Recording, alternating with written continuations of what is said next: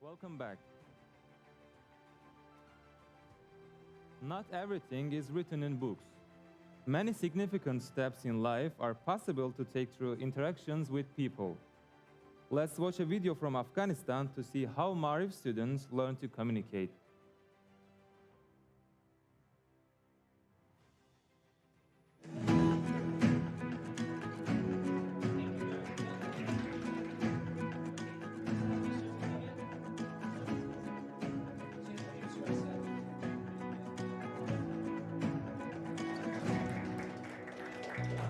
It was such a pleasure, and it was nice to meet many different members of different classes and grades. So first, it was the first day of house color system in our school again, and we hope we need to lead, and we introduce many of the students to different communities: honesty, courage, friendship. These are communities that our members and students will be there representing them. So first, today, they introduce one another to their groups and members and communities. It was such a good experience to be with other team members. I like the way that teachers, our moderators, took our votes for everything. We have upcoming games to play with other group members. I'm really looking forward to get as much as marks I can get from it. Today was an amazing day.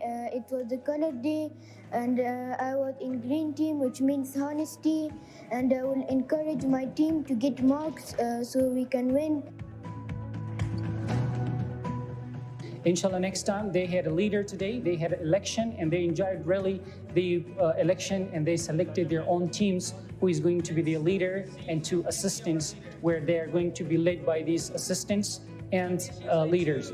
As well, they have a challenge game next week for the month of October. They already selected their values, how they are going to support and work for their values in order to represent and have their own communities. So each of the students is already a representative of different communities to lead a peaceful and prosperous society. We had such a great program of house colors, and I'm in the color red, which means friendship.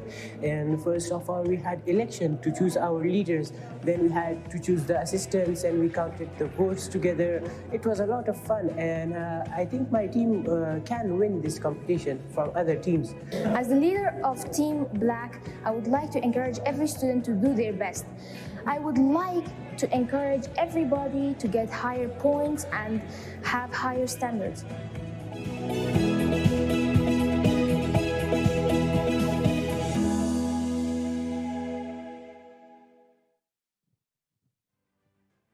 Honesty, courage, friendship. In Marif schools, these are really important values for students. They learn how to socialize and how to become a part of their community, which is really crucial for effective communication. Their school life is also a significant part of their social life. And Marif teachers are making great efforts to develop these skills. We are grateful for that. Now it's time for the second panel, called Differentiated Education. Adapting to digital age basically requires acquiring and employing qualified digital skills. In digital-based environments where individual learning differences can be tolerated. Personalized adaptive education models are also a part of differentiated instruction. The reflections of metaverse, which is a contemporary concept, on education is also an important discussion topic. In this session, the multidimensional assessment of students, the effects of gamification on education, improving the quality of digital materials, and the effects of virtual developments in the digital world on education will be discussed. Let me introduce our distinguished panelists. Christopher Dede, Professor of Educational Technologies at Harvard University. He's a co-principal investigator of the National Artificial Intelligence Institute in Adult Learning and Online Education. In 2007, he was honored by Harvard University as an outstanding teacher. Professor Dede will be joining the discussion via video. Please welcome Anatoly Oleksiyenko, Professor of International Comparative Education, University of Hong Kong. His work mainly focuses on the internationalization of higher education in post-Soviet and developing countries. His book, Global Mobility and Higher Education, won the Best Book Award given by Saya Study Abroad. Welcome, Mr. Oleksiyenko. Please welcome İrfan Erdoğan, Dean and Professor of Educational Sciences at Bogazici University. He represented the Ministry of National Education at the European Language Passport meetings organized by the Council of Europe in Strasbourg. Also, he pioneered the organization of the 70th National Education Council. Welcome, Mr. Erdoğan. Please welcome Elaine Wilson, Professor of Educational Sciences from Cambridge University. Wilson was awarded a Salters Medal for chemistry teaching. She has also received 2 career awards for teaching in higher education. Welcome, Professor Wilson.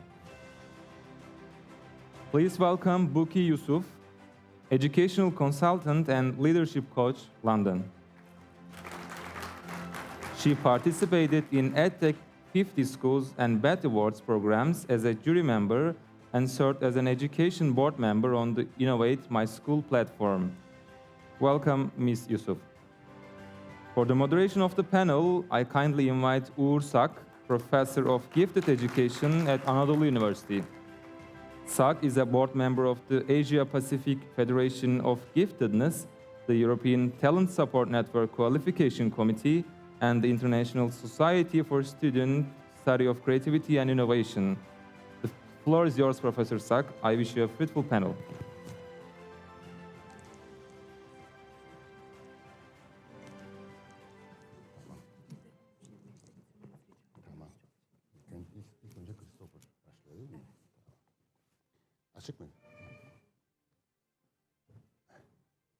Good morning. Welcome to our session.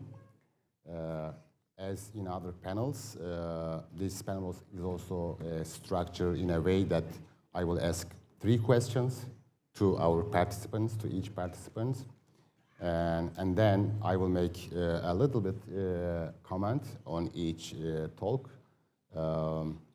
First, we will start with Professor Christopher Dede with video conferencing, and then continue with our participants.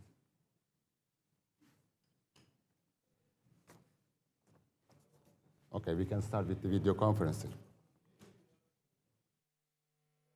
Remote online learning really had a dramatic effect during the pandemic. Once or twice in people's lives, they go through what's called a sea change. The world shifts so dramatically that nothing is the same as it was before. For example, the First World War and the Second World War were sea change events.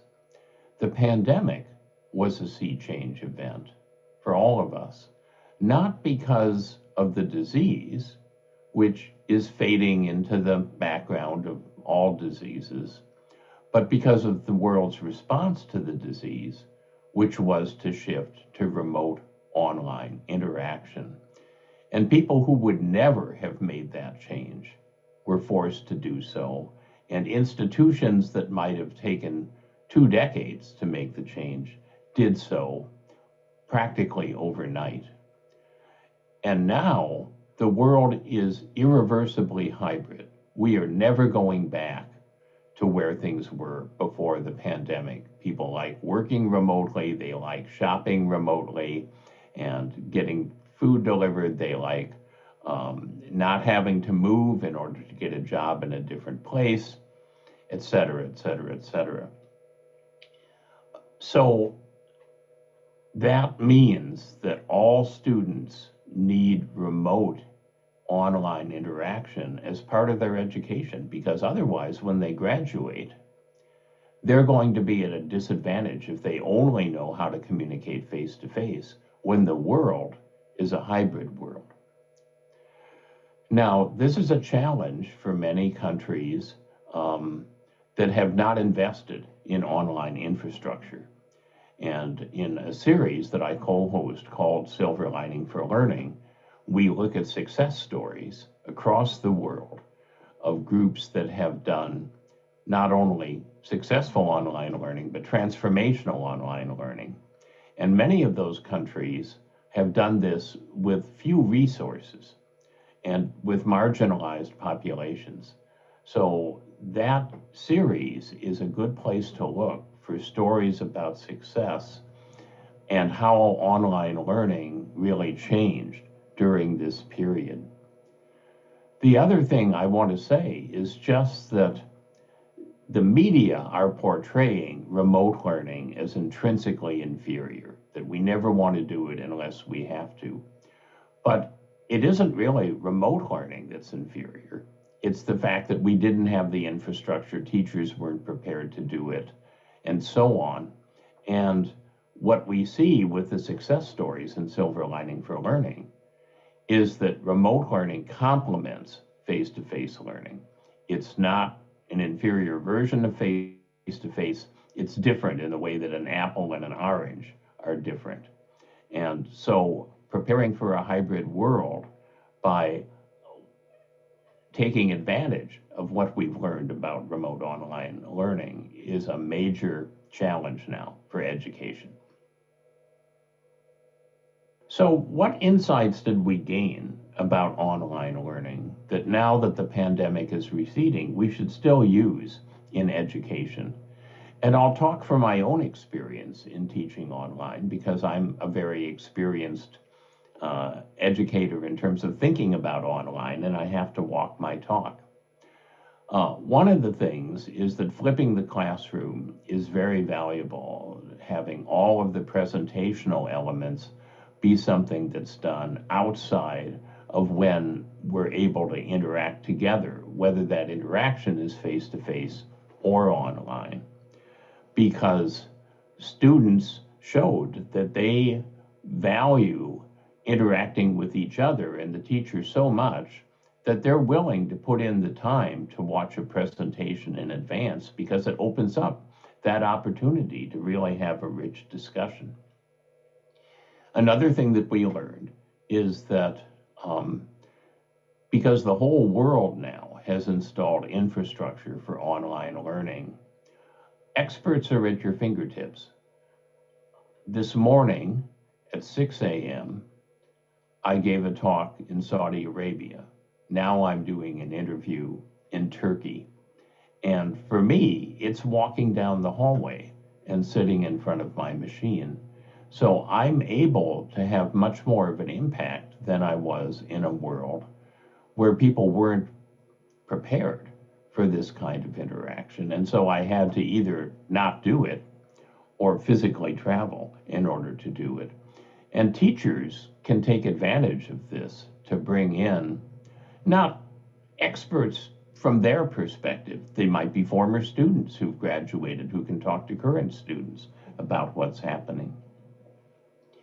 Another thing that online does, and it's a complement to face-to-face education because of this, is that there are very rich data streams that come out of online learning. Platforms that are apps or intelligent tutoring systems or social media or video conferencing, any of those collect rich sets of data, second-by-second data, about what's going on. And that can be very valuable for diagnostic purposes that lead to changes in instruction and that lead to valuable feedback for students and teachers. Some of my research deals with immersive environments like internet games, virtual ecosystems where students can wear the shoes of an ecosystem scientist and explore and conduct research. And we use the data streams that come out of that to help students and teachers understand what they're doing well and what they're not doing well. So if you put all these things together, having rich interactions rather than presentations, bringing in people from across the world who can serve as resources, collecting rich data streams and using those for real-time feedback, it's transformative. It's not just doing the same thing.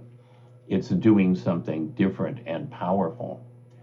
And one of the research findings that the literature shows is that students find their voice in different media. Some students really find their voice face-to-face, but other students find their voice in asynchronous interaction online, and still other students find their voice in synchronous interaction online. And so the more media we use, the more students really find their voice. So these are all hybrid skills that are modeled by teaching online. And in addition to whatever you're learning, whatever the content is, the knowledge and the skills, when it's taught online, a good teacher is also modeling how to be effective online, which is a major source of success now in the new world after the pandemic. Again, silver lining for learning has much more detail in the different successes that we celebrate about good strategies for online learning that apply to classroom settings. So one of the hats that I wear is that I'm a co-principal investigator in the United States National AI Institute for Adult Learning and Online Education. And the focus of this is really applying AI to helping people get jobs, get their first job, and then to keep upskilling and reskilling through a series of jobs or careers. So we look at adults, especially adults 24 and up, but a lot of what we're learning also applies to younger students. So the biggest impact of AI on education is actually not how it changes teaching and learning, even though I'll discuss that. It's how it changes the outcomes that we must prioritize.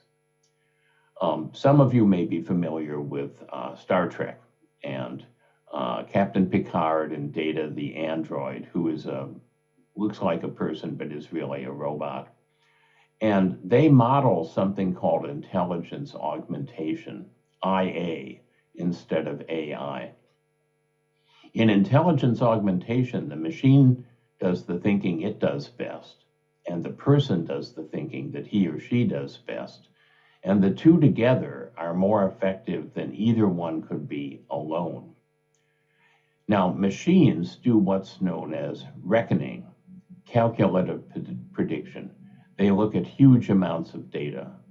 There are AI assistants now, for example, for cancer specialists who scan 1,500 medical journals every morning to see what's new in cancer treatments, who look at the patient records of people worldwide who have a similar cancer and how their treatments are going, and who provide advice to the human being about what advice they should give to the patient. But you would never want the AI giving advice to the patient directly, because the human being, instead of doing reckoning, is doing judgment. Humans understand pain and death. Humans understand culture and how families might be affected, quantity of life versus quality of life, moral and spiritual values. AI cannot do any of that. So the doctor is made more effective by the AI assistant, but only if the doctor upskills to emphasize their human connection to the patient, because the AI is now doing the reckoning. So what does this mean for education? AI is going to be a partner in many kinds of jobs. In fact, the institute that I'm part of is developing AI-based assistants for university professors. So pretty soon I will be surrounded by different kinds of AI assistants. And if I don't upskill to emphasize the human connections that I can make with students, I'll be de-skilled by AI taking over the reckoning part of my job. So that's the single biggest impact, is that we need to stop focusing on teaching nothing but reckoning, because all of our high stakes tests that we use to measure the success of our educational systems are reckoning. The Gaokao in China, the SAT and the ACT, the PISA are all about reckoning. So with that shift in outcomes. How does AI help with the teaching? Intelligent teaching assistants at every level, which I've already discussed, are one impact. Another thing is that AI can empower performance simulations. So I mentioned earlier that I work with systems in which you use an internet gaming-like technology to let students interact with a virtual ecosystem and learn about ecosystem sciences. There are also virtual performance systems for human skills. There's a company called Immersion, M-U-R-S-I-O-N, that helps people practice sophisticated interactions by experiencing those with virtual people. And you learn to negotiate and make your mistakes with virtual people before you have to do this with real people. So AI is doing two kinds of things.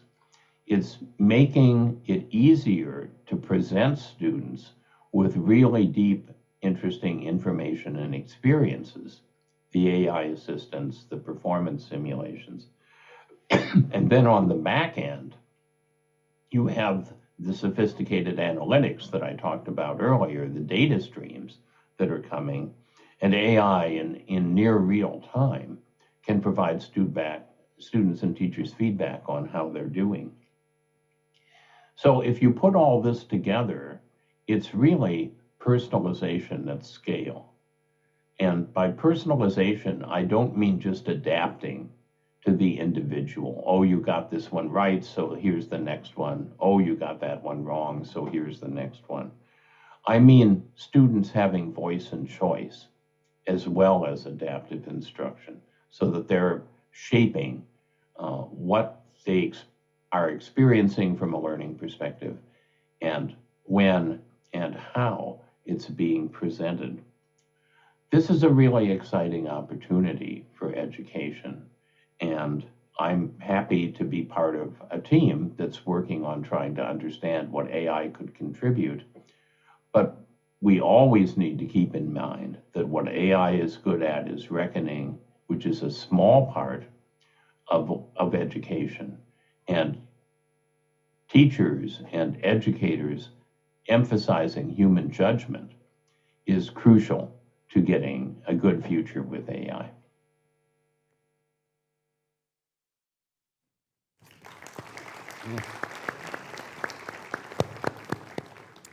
Okay.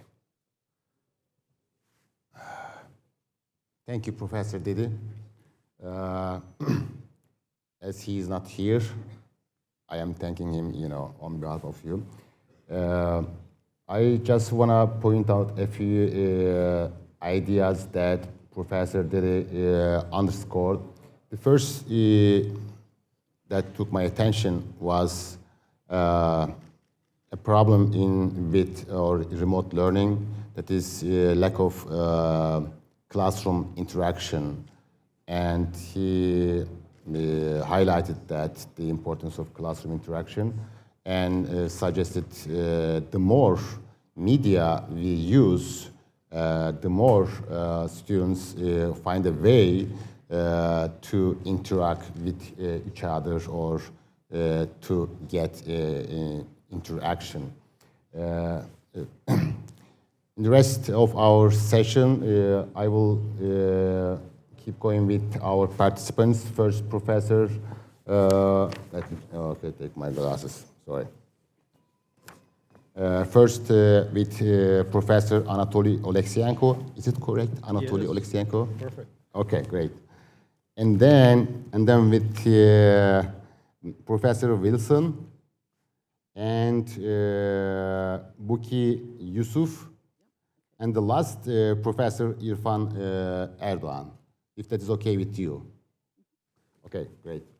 Okay, let's start with Professor Anatoly Oleksiyenko. You have 12 minutes, 1 or 2 minutes flexibility at most, and then I will make a comment for 1 minute, that's it. Okay, right. First of all, I'm privileged to be here at this international forum And I would like to thank the Turkish Maori Foundation for giving me a chance to share some of my ideas, thoughts, as well as learn from so many participants and countries and cultures. And that's something that I've always enjoyed in my learning career, I would say, not academic career, but learning career. Over the past 2 years, I collaborated with researchers in 7 countries: Bangladesh, Cambodia, Colombia, India, Kazakhstan, Uganda, and Ukraine. Ukraine is my home country, and in a way it was easier for me to understand my own culture when we interviewed administrators and academics in Ukraine, but also I didn't know about other cultures, so I invited researchers from my network, professors who were teaching, working in teaching colleges, universities. We interviewed over 40 senior level and middle management level administrators to understand how they cope with the model or approaches in crisis management. We had participants from public universities as well as private universities. We interviewed faculty members from different disciplines, and we also had representatives of male and female academics and managers. So in general, we observed some differences in terms how public and private universities approached crisis management.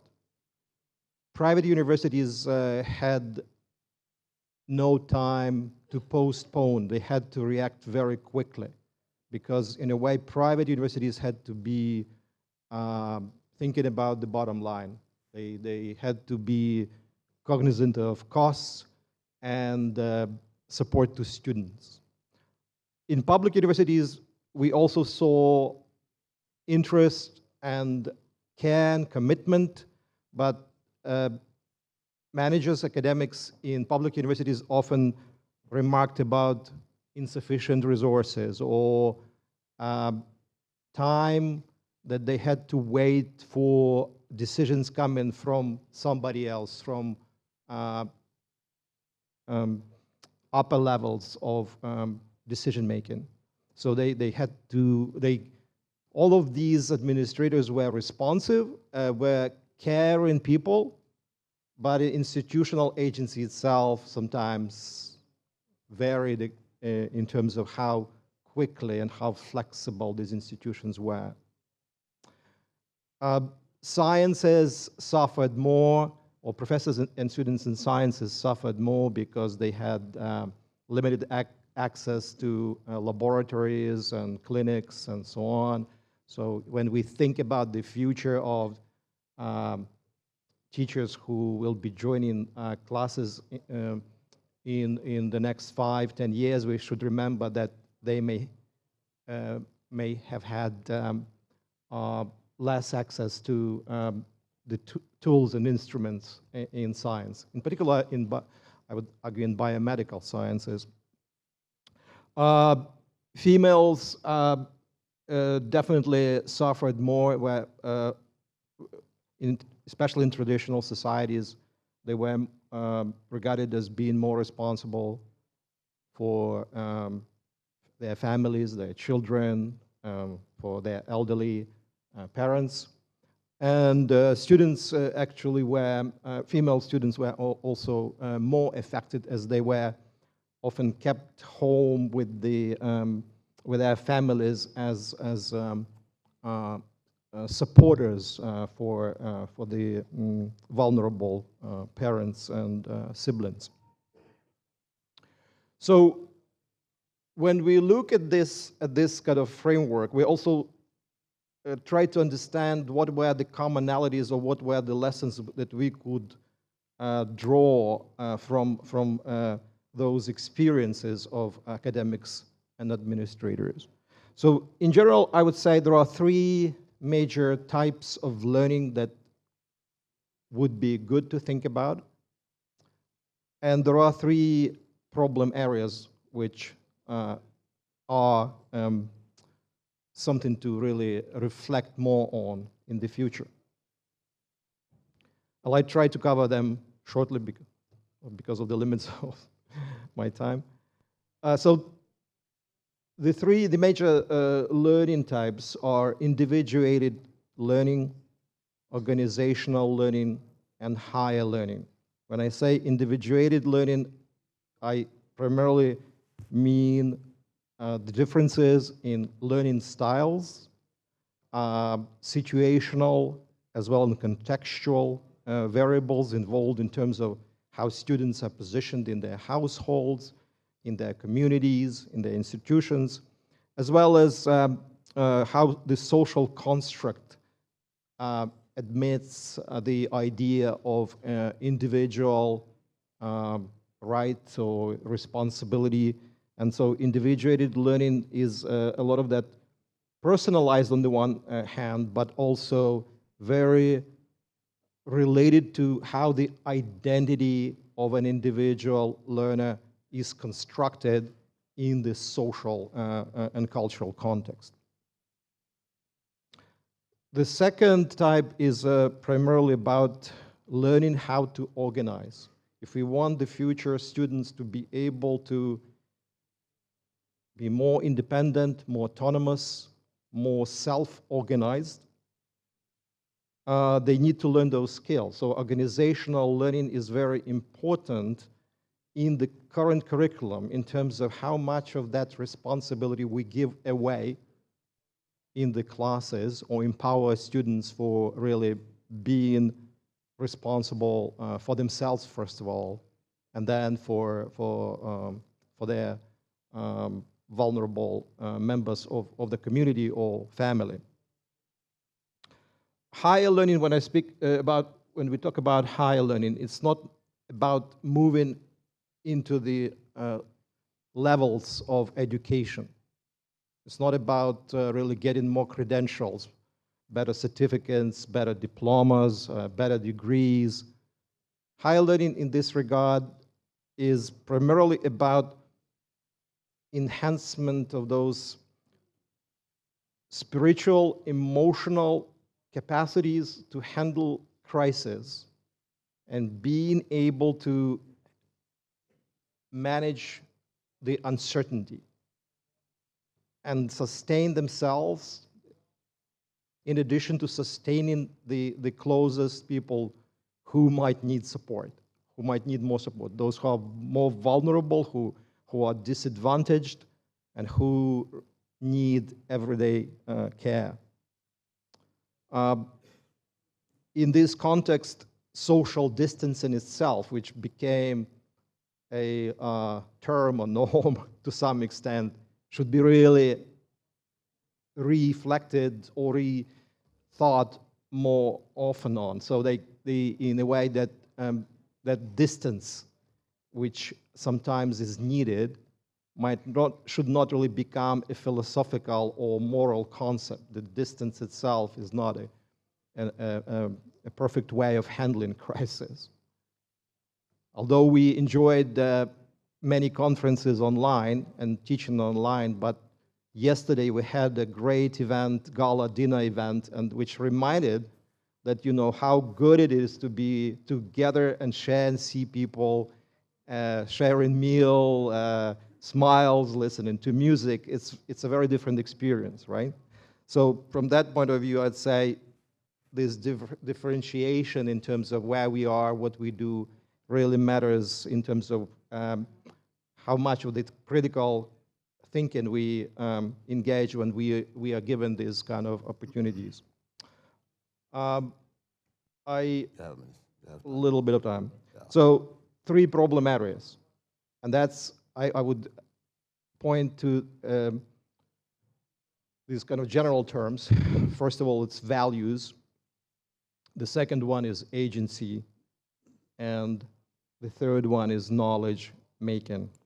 So in terms of values, it's about making choices between empathy, charity, sacrifice on the one hand, and selfishness, greed, anger, aggression, xenophobia on the other hand, right? So it's kind of ability where you belong. We saw this movie, a clip from Afghanistan, where children learn the values of honesty, courage, friendship, which is a perfect example how the values should be taken into consideration, emphasized. But sometimes we saw that all these kind of values and beliefs are not there, are not in the system. And that's what we observed also in our study, which I mentioned in the very beginning, that the institutions that didn't have enough of that engagement with the faith, with even faith in finding solutions or faith in human ingenuity, that these institutions were much weaker in terms of how they responded to crisis. Agency is also about making choices. It's about self-determination, but self-determination for the right ends of what we are doing, right? It's kind of like some people have a lot of energy and desire to get it invested, but if the values are not on the right side, a lot of that activism might be not really useful for the society, for the community, or institutions.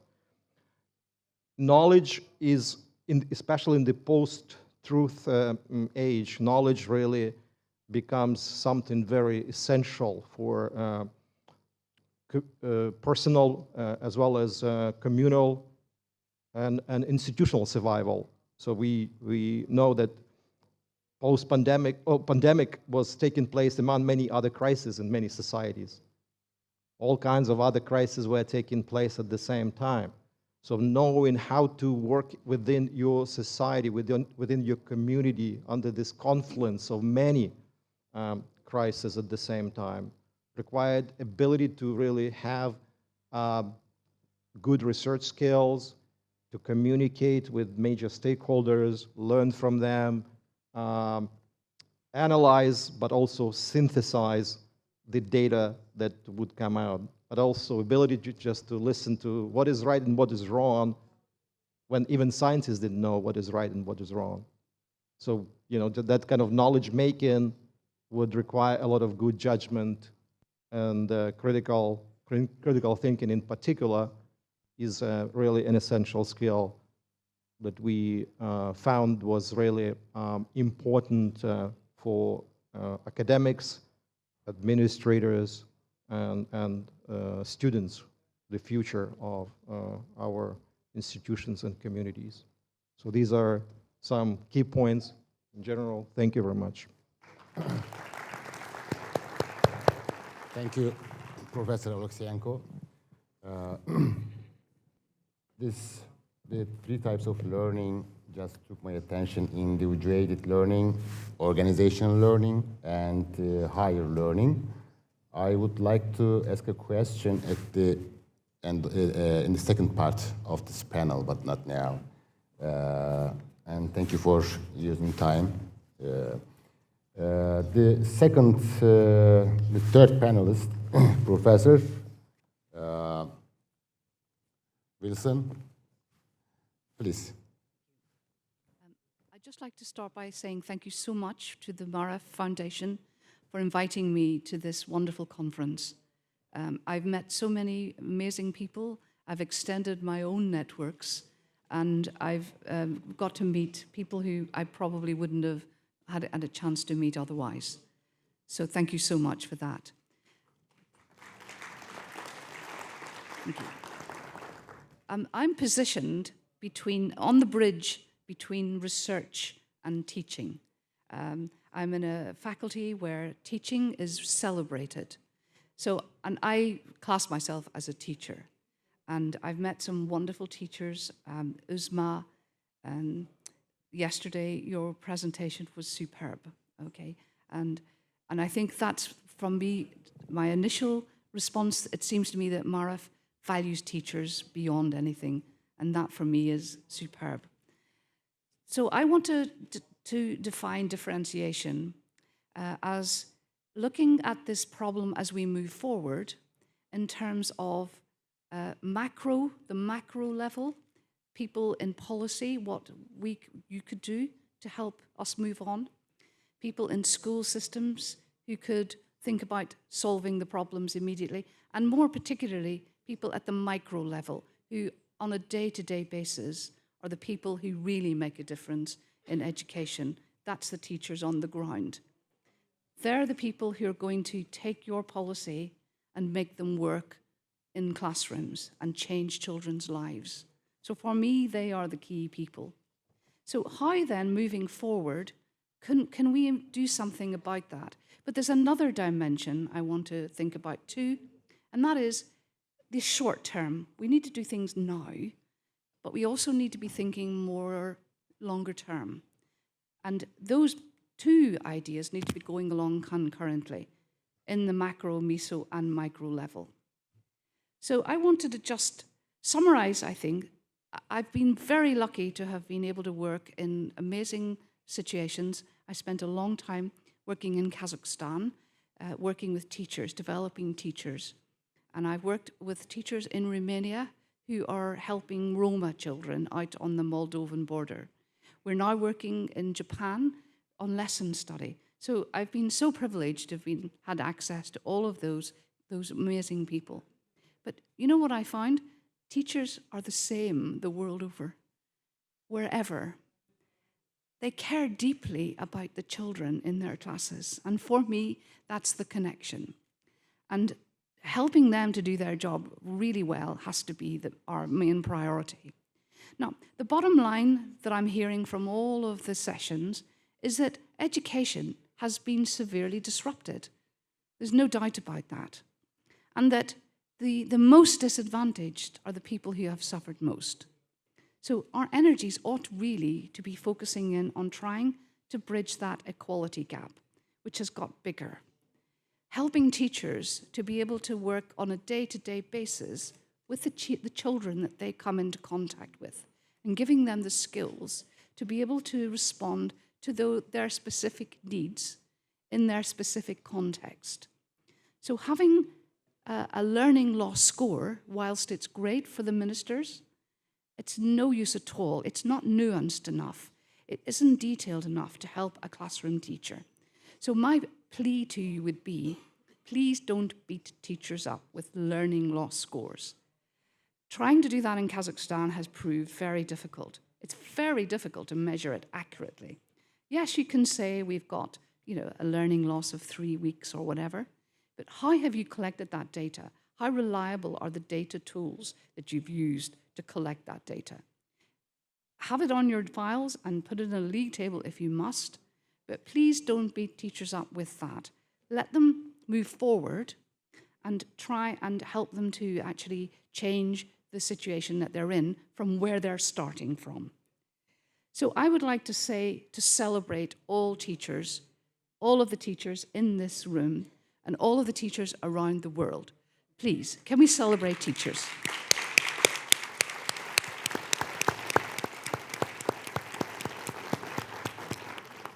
I've heard stories about how your teachers have trained themselves yesterday in Tanzania.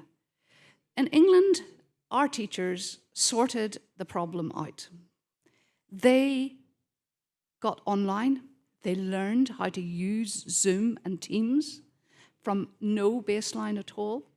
They produced resources that they shared with everybody else. They collaborated. They found laptops for children who came from homes who didn't have laptops. They found internet connections and set up Wi-Fi they did that all on their own. They stepped up, came from the bottom up. And it was just remarkable. And the stories you're telling me are the same the world over. Teachers stepped up. When it came to the crunch, they stepped up. They implemented a rapid change in how we have to teach. They did that, and they have to be celebrated for that. They also collaborated with parents. And parents in England were really shocked at what teachers have to do. They were really shocked at how good teachers were, because teachers, this morning I'm with Carlos all the way, teachers get a bad deal sometimes, and they're criticised for not doing their job well enough. The views of the parents in England changed dramatically in the middle of the pandemic. So I think I'd like to celebrate the teachers, but I'd also want to just share a little bit of research that I'm doing myself with my PhD student on teacher retention, and Carlos mentioned that this morning. During the pandemic, there was a real sense of camaraderie, of everybody in it together, if you like. Everyone pulling together to get the children taught in the best way possible. So there was a real closeness. Everyone felt part of a really important team. The relatedness was really strong. Now that we've started to go and try and get back to normal, and I agree with Carlos on that too, we mustn't try and get back to normal. We must look forward and build on all of the things that we've experienced. By going back to normal and trying to get our teachers to do hundreds of things during the day, what we're finding now is the retention rate is really low. A lot of teachers, particularly in their first 5 years, are now leaving teaching, which is tragic. And my PhD student has been interviewing several of them, or quite a few of them, in London schools. And what is coming out there is it's not salary that they're leaving. It's nothing to do, the workload is a sort of a big, broad term. In fact, the thing that they've said mostly that's driving them out of teaching is the lack of feeling valued, relating to your colleagues, having time to work together in that collaborative way that they did during the pandemic. They also need to feel competent, and they also need to have autonomy. But the key point for the teachers in London was this lack of relatedness in their departments when people were so busy. So I've been asked to do 3 things today, and my second thing was I was asked to address how to compensate for learning loss, particularly in science education. Now, on the short-term basis, I think we need to include all of the dimensions of learning that value social and emotional learning. That was another finding from the OECD report, that access to connectivity and inequality was key, but the social emotional learning, the being away from peers, the being away from other humans, has really taken its toll.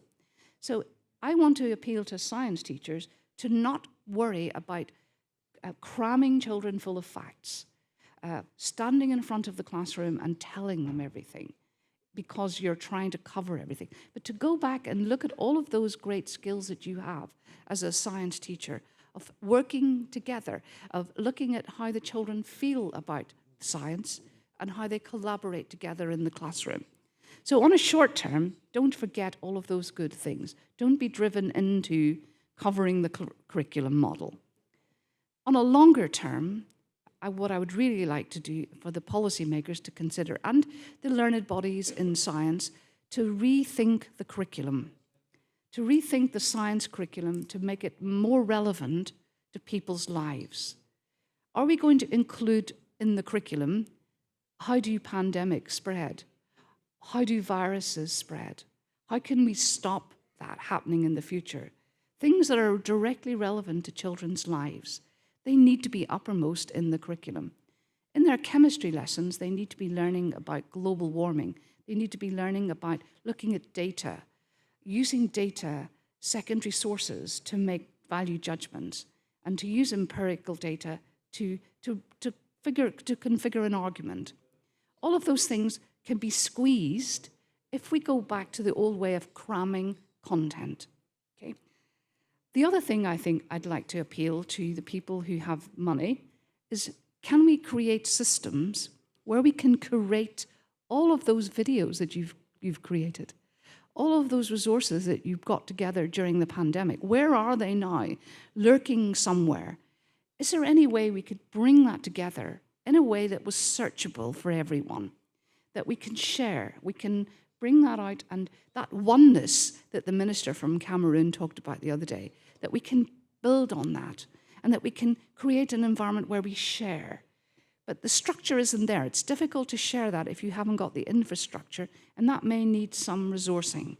But I think it'll be lost in the ether if we don't capture it. And then I think what I'd like to appeal to the teacher networks is to try and extend those networks. You've created networks here. You're part of a family of networks. Do you use that to the maximum? How could you use that? How could Christopher share the stuff that you did with your teachers more widely within the family? So creating horizontal networks where you can share easily would be a really good thing to think about. Creating a community of practice, perhaps within subject areas or within middle leadership layers or whatever is most sensible for your organization. But to try and spread that knowledge that you've got throughout the organization could be done quite easily, I should think. And it maybe could facilitate in the short term sharing these resources that you've got already. I'm particularly interested in teacher research, teachers researching their own classrooms and validating approaches, creating their own resources and evaluating them and assessing them. So in one of our colleges, Hughes Hall, we have set up a Camtree web-based platform, and it's for teacher research exchange. And we're going to try and make that go globally.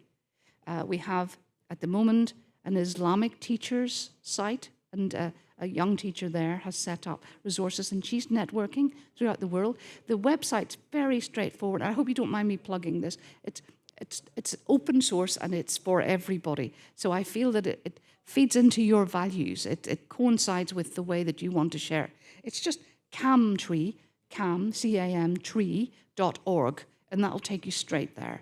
And if you contact the administrator or do it through your organization here to create your own web page, it would mean that you have a structure there that you would administer. It's your own site, but you could share then some of these wonderful resources that people have created more widely within the organization.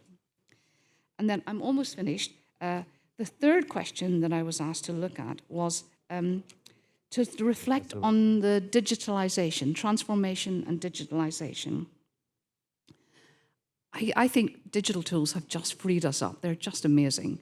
They have made our lives so much easier, particularly as chemistry teachers. We've got amazing augmented reality video that we can use to illustrate abstract concepts that the children can't visualize. But they're not going to ever replace teachers.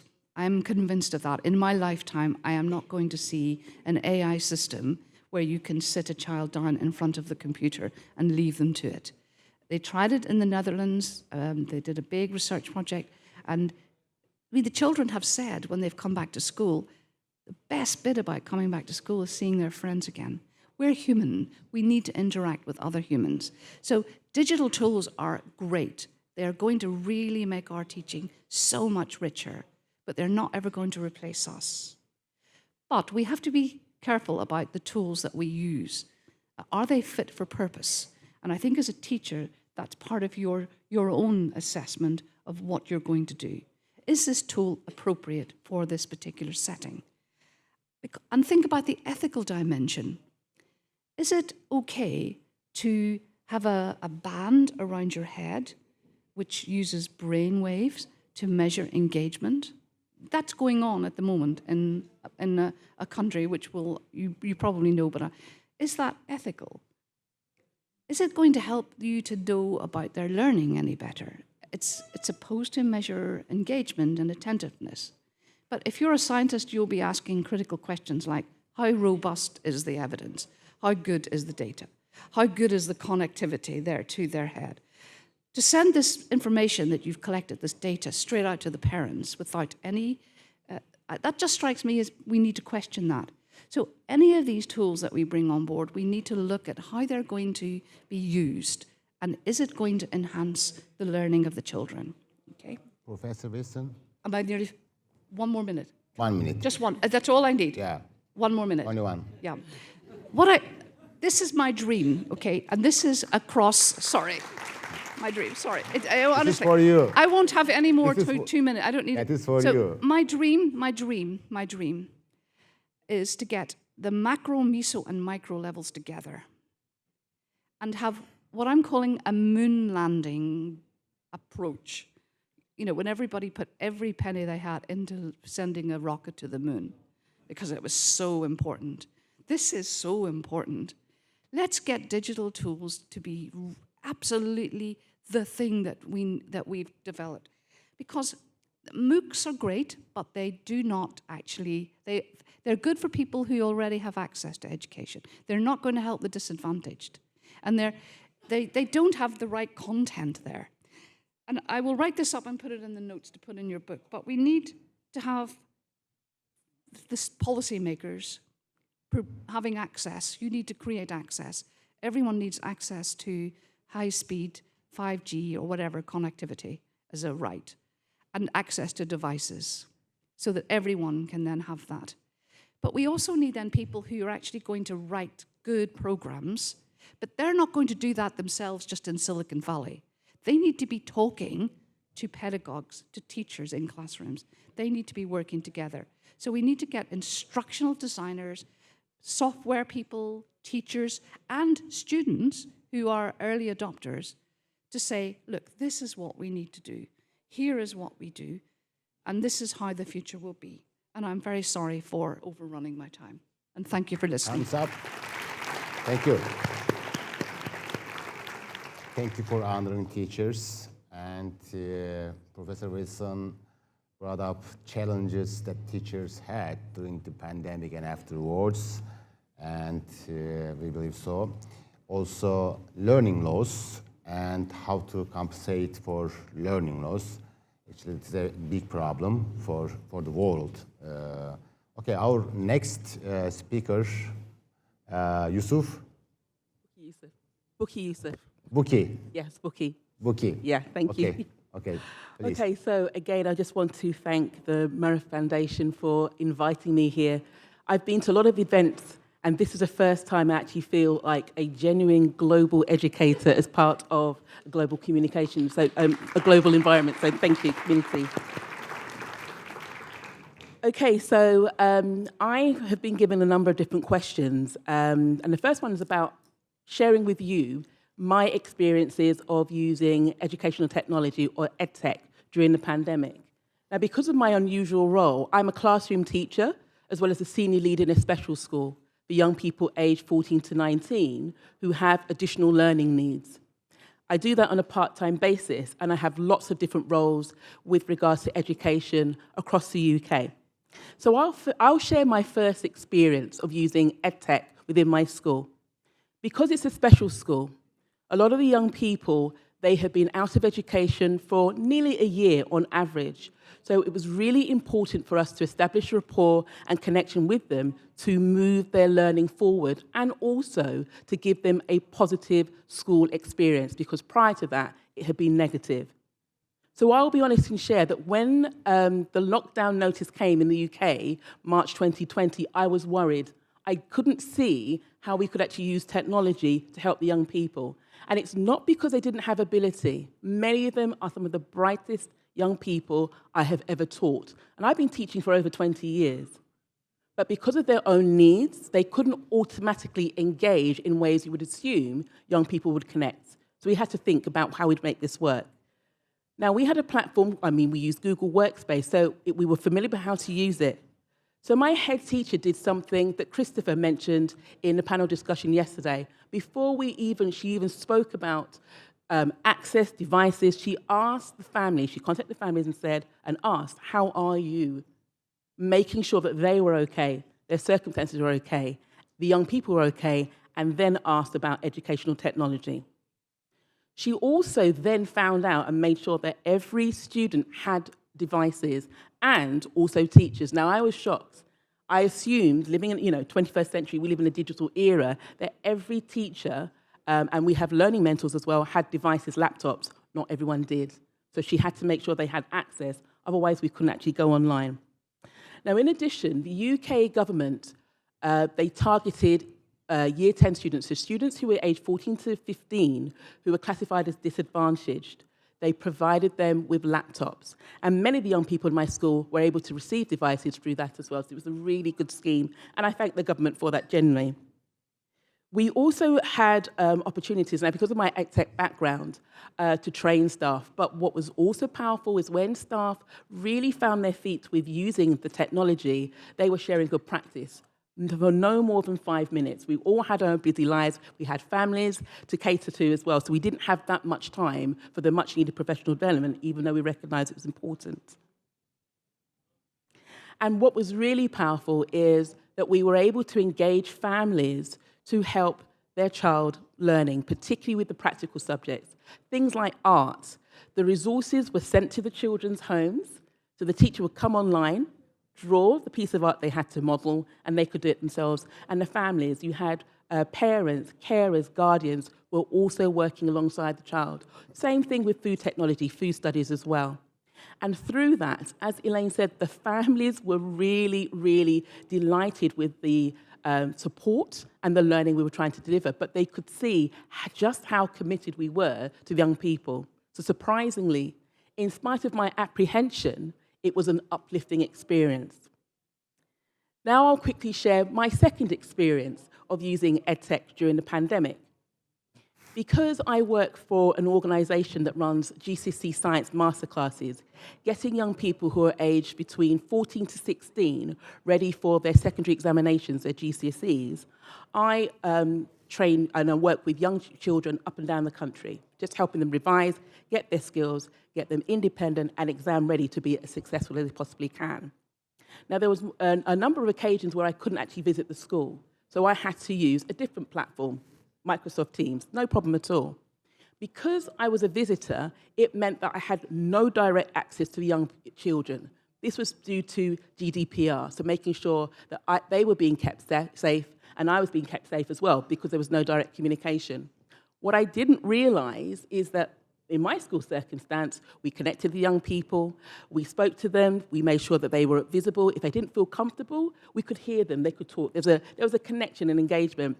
With this second experience, it was, as Vladimir said yesterday, talking to a radio. I don't know if the pupils were engaged, if they were learning, if they were stuck, who was finding it easy. There was nothing I could actually do. So in terms of differentiation, it was really difficult because I then realized the interactions that you have, the sign language, the body language that gives you an indicator from the students about whether they get it or not, it was missing. And it was also very tiring. Having to just talk continuously was a very tiring and, quite frankly, a demoralizing experience.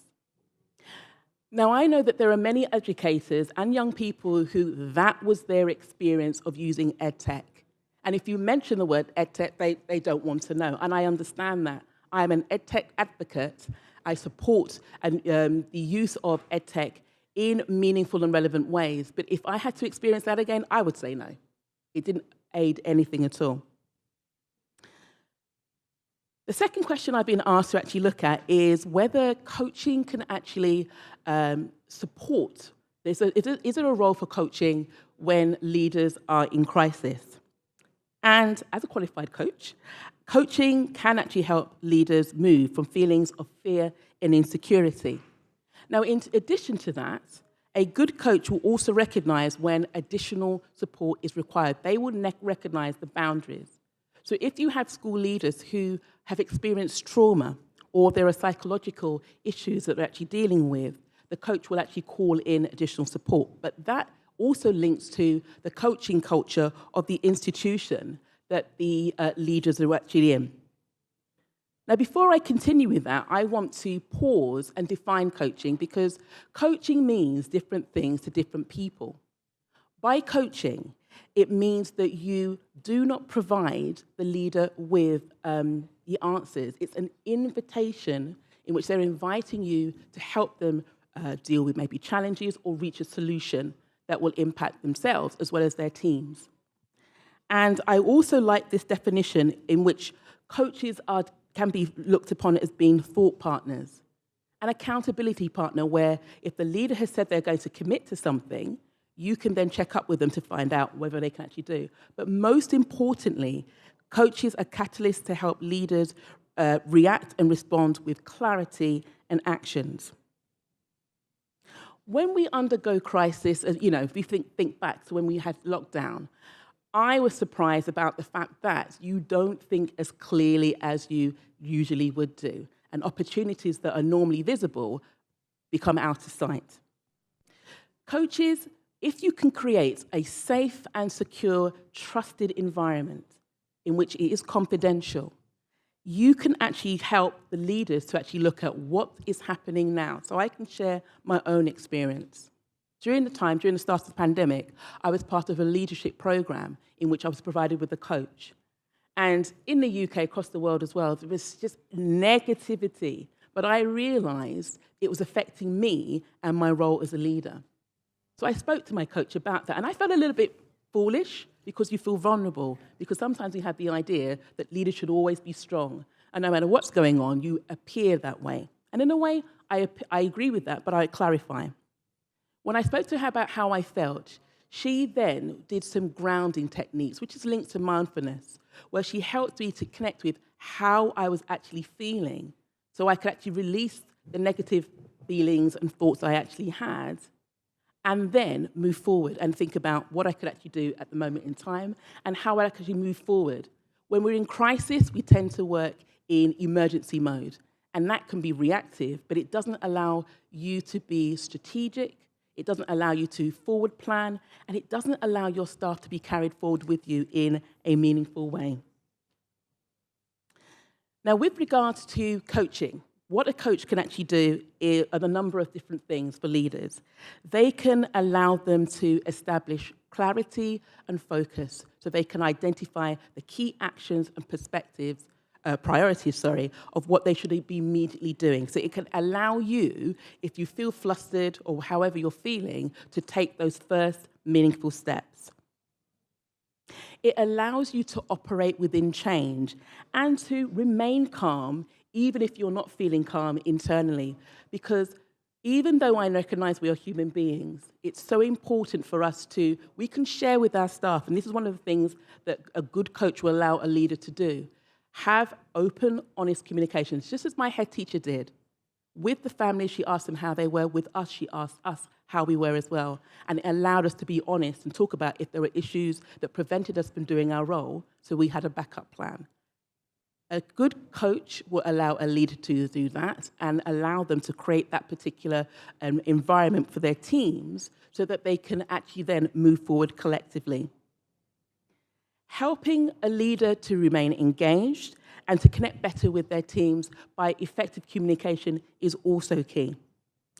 And a good coach can actually also help a leader know what your triggers are, so that when you recognize if there are particular things that happen and it brings about a feeling, you have strategies to contain those feelings for the time being and move forward. So there are a number of different things that a good coach can actually do for a leader during crisis. The third question I was asked to address was about gamification.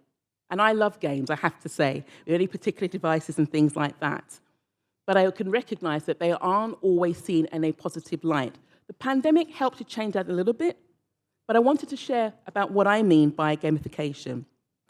So by gamification within education particularly, these are gaming mechanics. So it could be collecting badges, points, processing through different levels to learning content in order to create meaningful educational experiences. And that's the key part, meaningful educational experiences.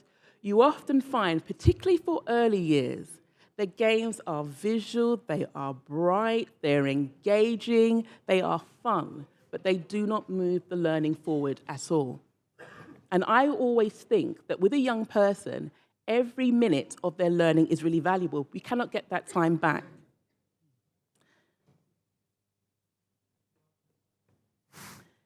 Good gaming systems however they are. And I've seen this within the UK for students who are being prepared for their secondary examinations. So again, these are young people aged from 14 to 16.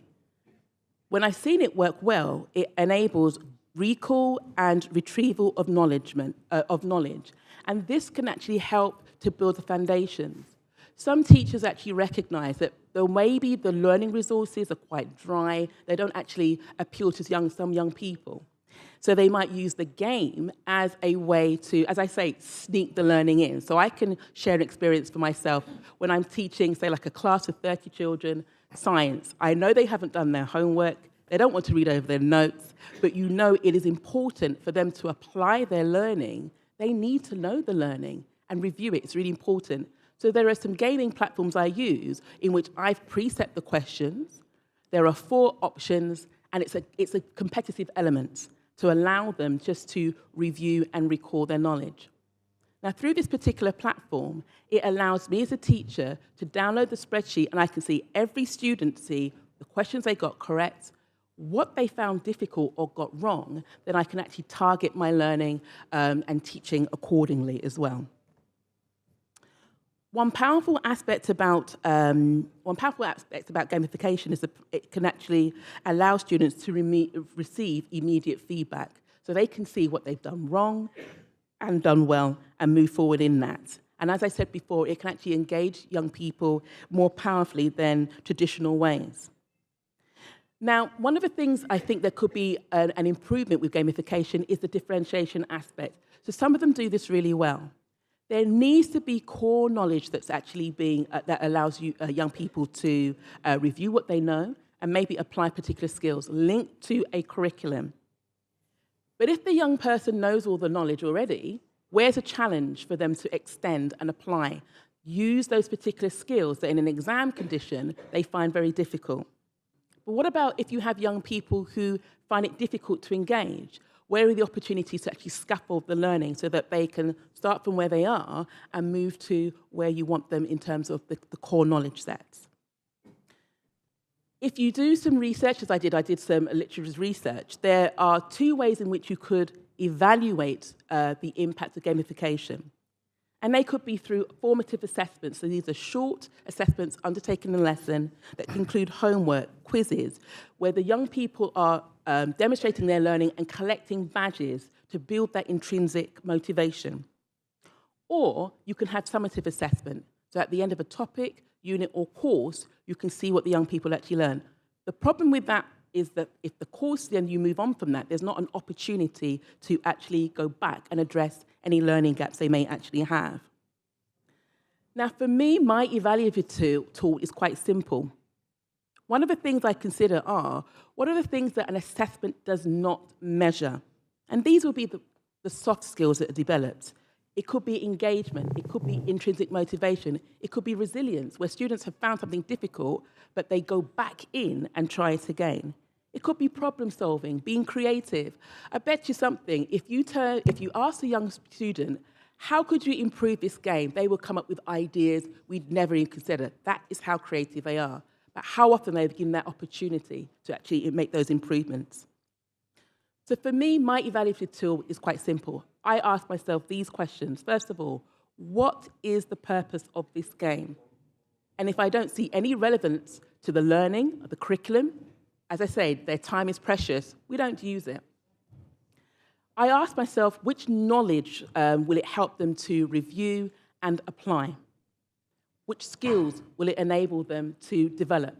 As I say, the knowledge aspect normally is quite easy to deal with.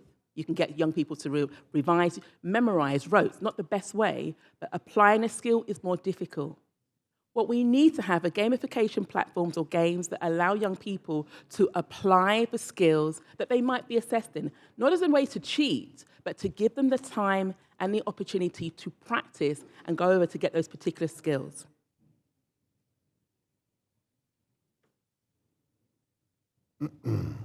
Thank you. All right. Thank you very much. You understood, actually. We all love game. Game is joyful, But the thing is that learning is not joyful for some kids in the school, right?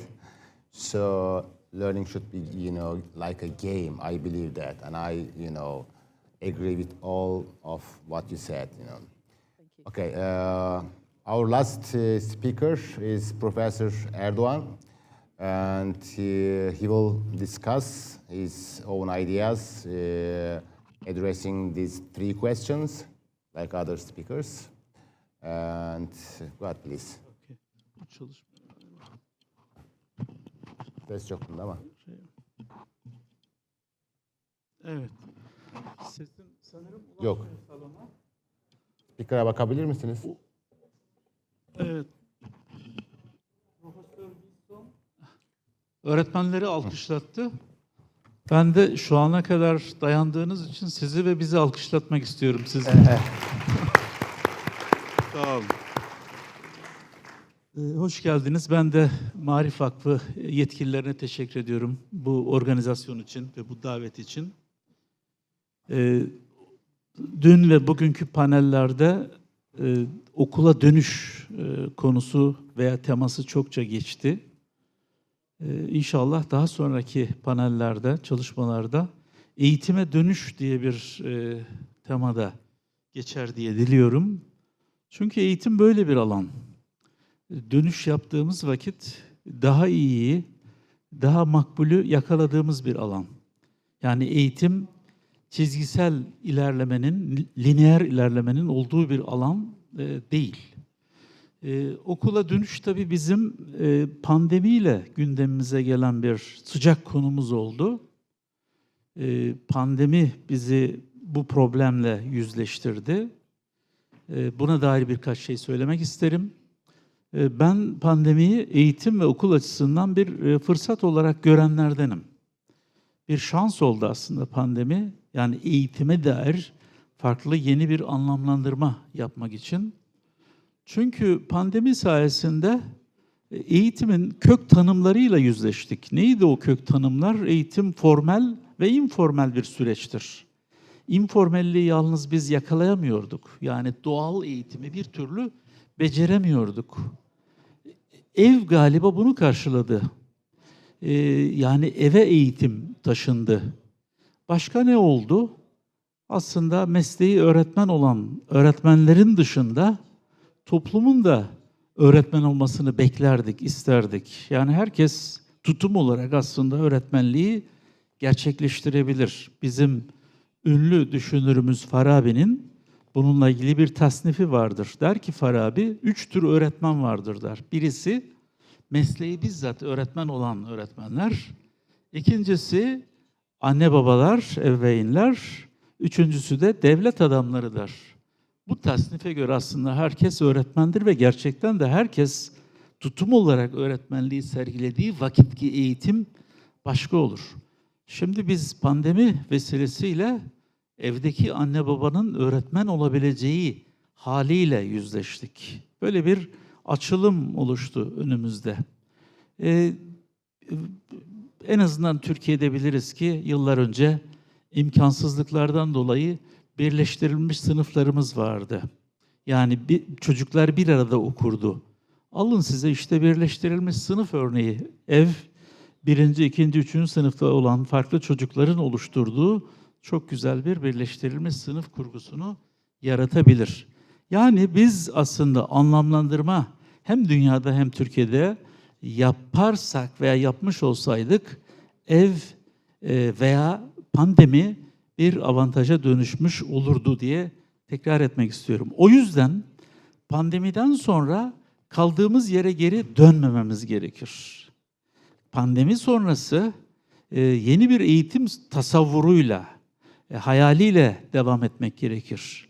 Ailenin, evin, anne babanın, toplumun eğitimde gerek öğretmen olarak, gerek de başka bir paydaş olarak çok önemli rol oynayabileceğini hesaba katmamız gerekir. Okuldan eve çıkan veya topluma çıkan eğitimi birebir geri okula sokmamak gerekir. Çünkü okuldaki eğitimin zafiyetleri vardı, eksiklikleri vardı. Bu eksiklikleri ev belli ölçüde veya toplum belli ölçüde tamamladı. Tamamlamasını gördük biz. Dolayısıyla pandemi geride kaldı. Nerede kalmıştık? Tekrar yine 10 ders okutuyorsak 10 ders vermek üzere, tekrar yine saat 9'da dersler başlıyorsa 9'da dersleri başlatmak üzere, tekrar yine 40 dakika ders işliyorsak 40 dakika ders yapmak üzere kaldığımız yere geri dönmememiz gerekir. Gerekirse ders saatini azaltabiliriz, ders sayısını azaltabiliriz, okul yılını arttırabiliriz veya azaltabiliriz vesaire. Muhakkak yeni bir tasavvura ihtiyaç vardır. Bunun için fırsat. Dünkü konuşmalarda Sayın Bakan Yardımcımız da bahsetmişti. Aslında kriz eğitim için fırsat yaratabilir. Pandemiyi de böyle görebiliriz. Pandemi sonrası eğitim için az önce de ifade ettiğim gibi muhakkak ve muhakkak yeni bir tasavvura ihtiyaç var diyoruz. Aslında eğitim tarihine çok kısa bir şekilde göz atsak şunu görürüz. 100 yıl içerisinde, 200 yıl hatta 1000 yıl içerisinde bir sürekli ilerleme yok. Bir tekrar var, bir keşif var. Geriye dönüp bir keşfetme hali var. Birçok konuda bunu görebiliriz ama sizin için notları karıştırırken fark ettim. Mesela Sokrates'in okulu için aydın insan yetiştiren okul diye bir tanımlama yapılır. Ardından onun öğrencisi olan Aristo'nun okulu içinde meslek sahibi olan birey yetiştiren okul sahibi kişi olarak, filozof olarak söylenir. Bugünkü eğitimdeki halimiz de budur aslında. Bir taraftan entelektüel, aydın, dünya vatandaşı, birey veya ulusal vatandaş yetiştirmeye çalışırken bir taraftan da meslek sahibi bireyler yetiştirmeye çalışırız. Buna benzer tonlarca örnek bulabiliriz ki eğitim için referansımızı yeni bir adım atacağımız zaman rol modelimizi 50 yıl öncesinde, 100 yıl öncesinde bulmak mümkündür. Bu yüzden ben bunu eğitimle ilgili yapılan her türlü reform adımlarında asla unutmamamız gereken bir düstur olarak ele alıyorum. Bir ilke olarak görmek istiyorum.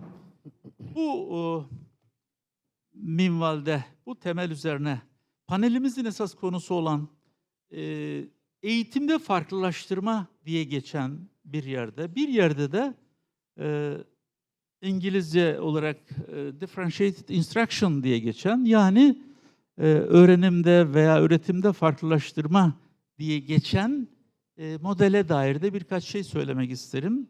Bu iki farklı kavramları özellikle kullandım. Çevirirken de sanırım bir problem yaşanmış. Eğitimde farklılaştırma gerçekten biraz zordur. Çünkü eğitim olabildiğince dünyada millidir. Tabii ki evrenseldir, küreseldir, yereldir ama millidir.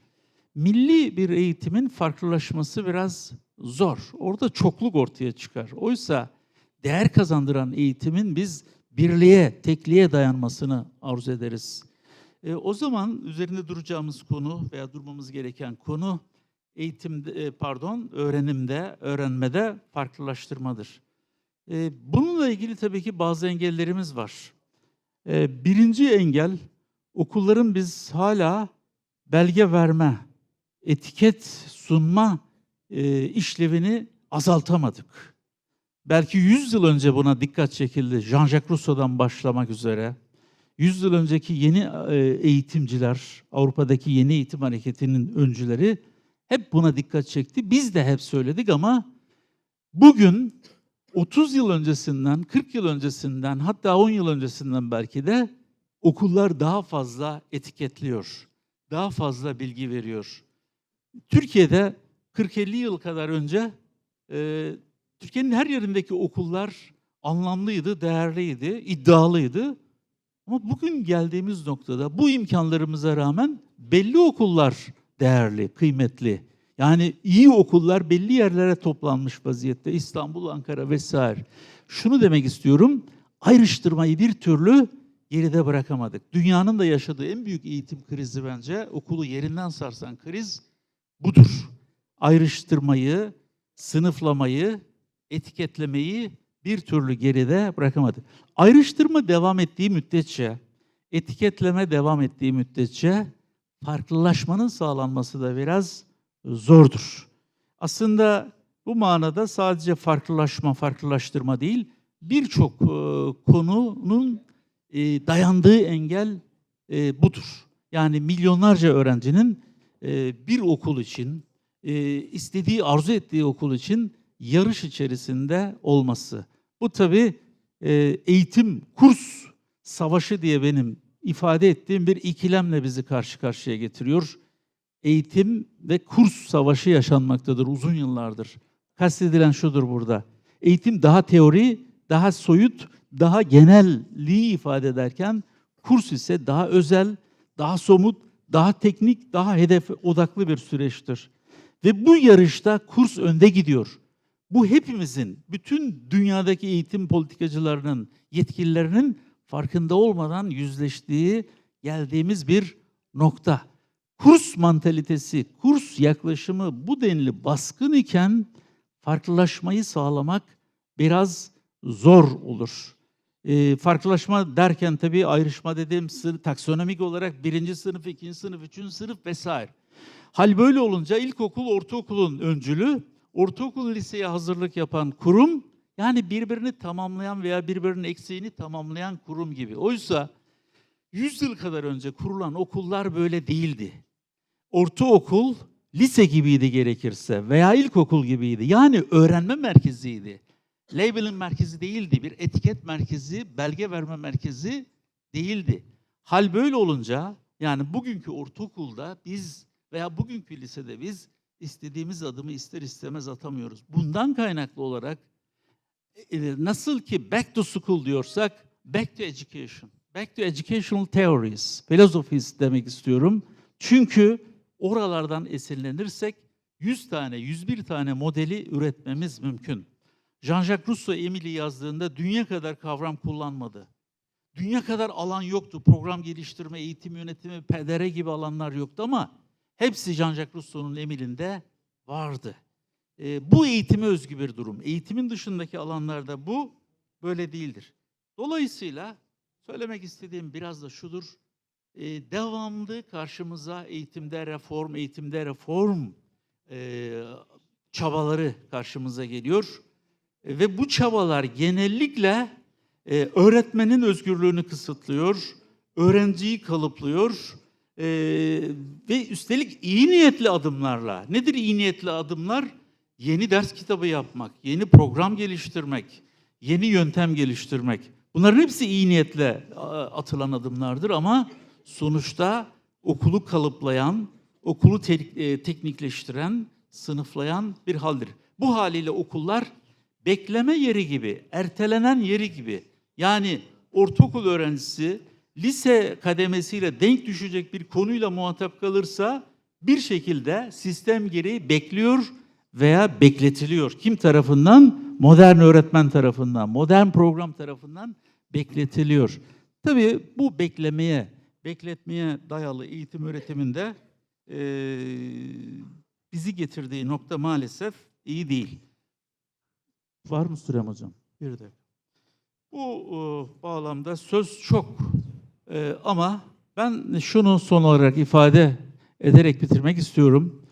Eğitime milli noktalardan İsveç, Almanya, Amerika, Çin vesaire Danimarka, Finlandiya yerel özelliklerini ve ulusal özelliklerini merc ederek ulaştıkları tezlerden çok katkı sağladılar. Günümüzde bir küreselleşme salgını var. Küreselleşme gerçeğimiz, yüzleştiğimiz bir problem.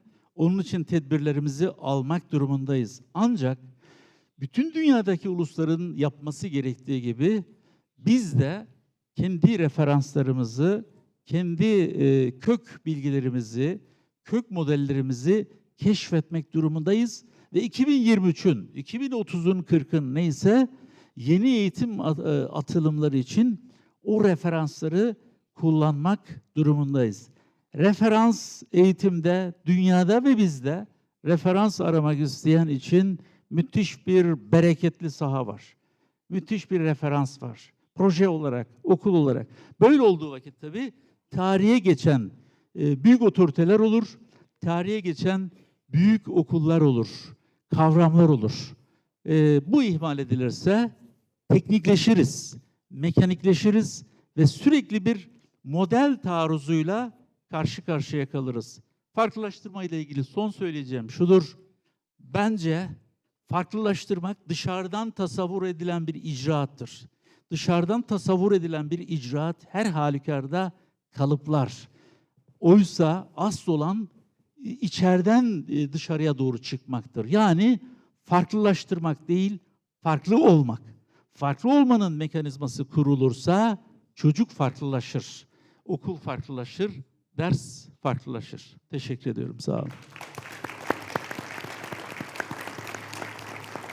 Thank you. Thank you, Professor Erdoğan. And Professor Erdoğan criticized the concept differentiated education. Indeed, he said it is not useful. But he suggested differentiated learning and teaching and learning. I agree with that. Yeah. But also he suggested a different education that comes from inside, not from outside, right? Thank you very much. We have only 5 minutes to go. Professor Anatoly, you have 2 or 3 minutes because you took less time than others. I have one question to you, if you don't mind. It's just my, curiosity. Okay. You pointed out 3 types of learning: individuated learning, organizational learning, and higher learning. My question is this: are they associated? Are they related? How? Thank you very much for this question. Gives me an opportunity to really just to emphasize that these are intertwined types of learning. They are not really separated in any way because again, the whole person development really is a complicated process which combines individual, social, local, and global. Given that we are increasingly in this complex world with a lot of uncertainties, and pandemic particularly emphasizes the nature of global crisis when we cannot really be self-sustainable, and we have to learn from other cultures, from other people, and in that way just to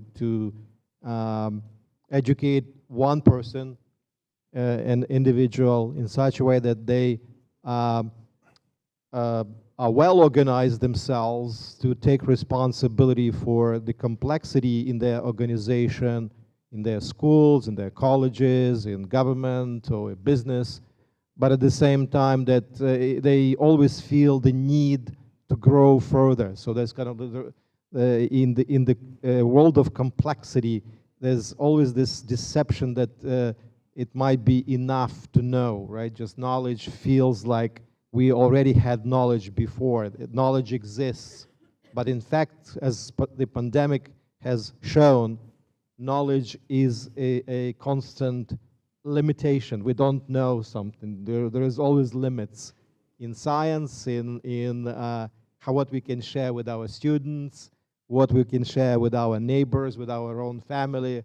I mean, even in terms of how we see saving ourselves in the times of the most difficult, troublesome times. So in that regard, I'd say it's important to grow, learn more and higher, but also being organized for individual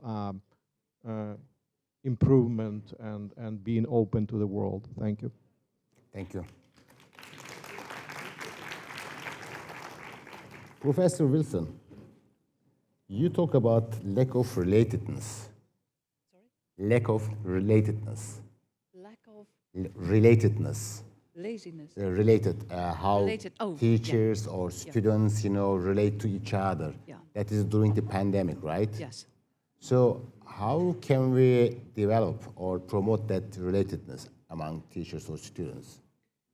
Do you have any suggestion for that? I think in a classroom, then I think the teacher interacting and knowing the children really well, knowing all of their little quirks, all of their needs, and creating a chance for them to be able to talk to each other. But in terms of teachers working together, creating a collaborative team of people who value each other's strengths and limitations and work together, and having time to be able to meet, to talk about professional issues. So a leader who creates that environment increases the opportunities for relatedness. Any additional comments do you want to make? No, I went over my time, so I'm... Thank you. Yeah. Thank you. Thank you. Okay. Bukky, Yusuf, you can make any comments, but I have a question for you. I am just interested in that, You talk about gamification is meaningful, and learning should be like a game, right? I am just interested in how to assess learning growth by gamification. How to assess learning? Yeah, by gamification. Okay, we want to use gamification in learning, in teaching, in instruction, right? Mm-hmm. But can we use gamification for assessment of learning? Ooh, good question. Because children take tests, do something, right? We try to measure them, but what we measure actually is disengaging for children.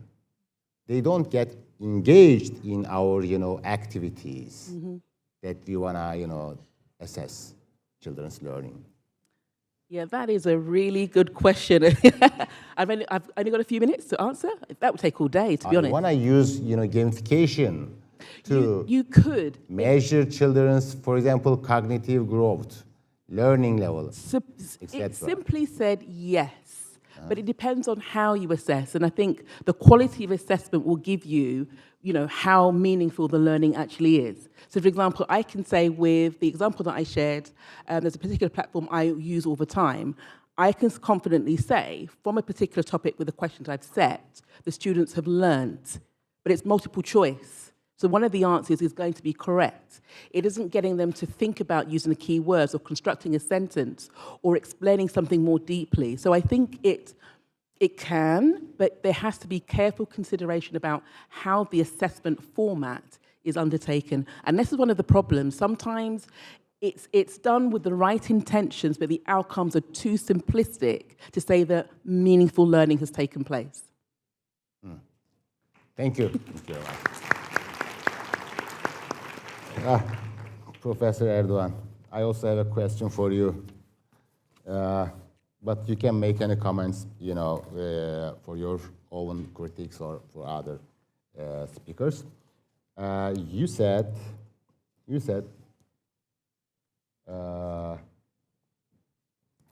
kaldığımız yere döndük mü? Hayır. Sorun bu. Dönelim diyorum. Dönmedik. Bütün dünyanın ve bizim sorunumuz. Pandemiden önceki yere dönmeyelim diye anladım ben. Pardon. Ben genel eğitim teorisi için Pandemiden önceki yere söyledim. döndük mü? Yoksa pandemi bize bir şey öğretti mi? Pandemiyle ilgili kaldığımız yere döndük. Evet, maalesef. Maalesef döndük. Kaldığımız yerden başlıyoruz. 2 yıl uyuma süresi yaşadık diyelim. Kaldığımız yerden aynı derslerle, aynı saatlerle, aynı müfredatla, aynı öğretmen yaklaşımıyla, okul tasavvuruyla devam ediyoruz. Kaldığımız yere döndük. Tabii benim iyi karşılamadığım halde. As if nothing has changed. Yes. That's the problem. Thank you very much. Thank you. Thank you. Thank you for coming and listening to us today. It was a joyful day, I believe, right? Yes. Okay, thank you again. break. Lunch break. Coffee break. Take.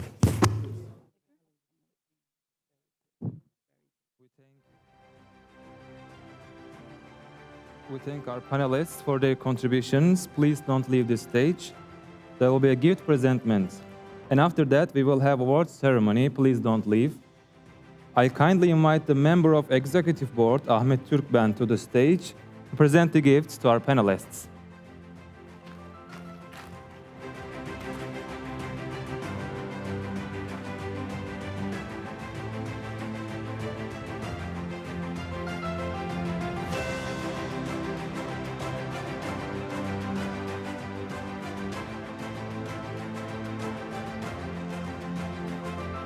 The first gift goes to Professor Uğur.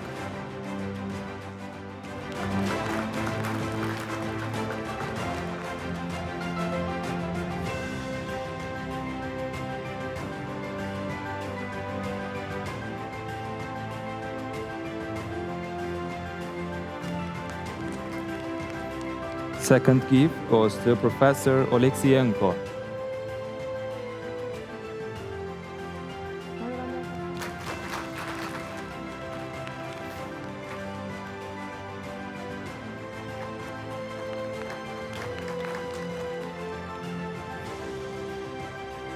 And this gift goes to Professor Erdoğan.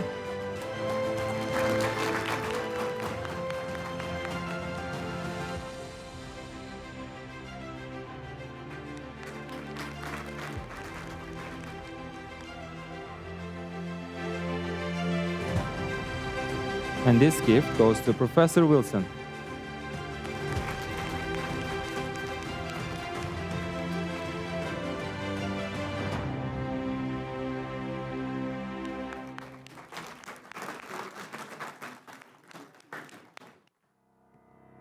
And the last gift goes to Professor Yusuf.